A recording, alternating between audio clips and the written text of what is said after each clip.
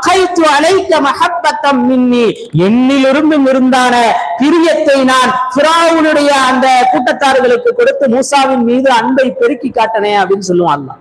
அல்லாஹ் அங்கே அன்பை போட்டான். எனவே நமக்கு மத்தியில அன்பை போடுபவனும் அவன். அதற்கான வழிகளையும் காரணிகளையும் நாம் தேர்ந்தெடுத்துக் கொள்ள வேண்டும்.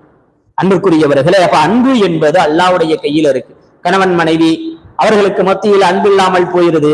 அன்புக்கு காரணம் என்ன?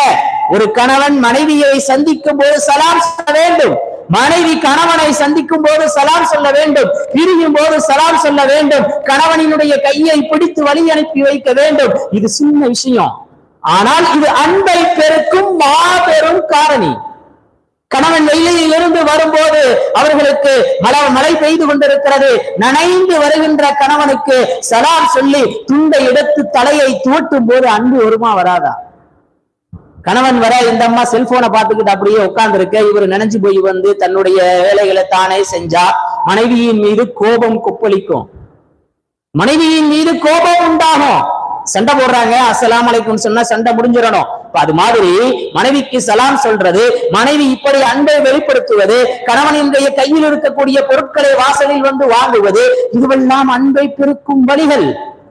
குடும்பத்தில இது மாதிரியான சின்ன சின்ன விஷயங்கள்ல பகிர்ந்துணர்வும் ஒரு பிடிப்பும் வேண்டும்.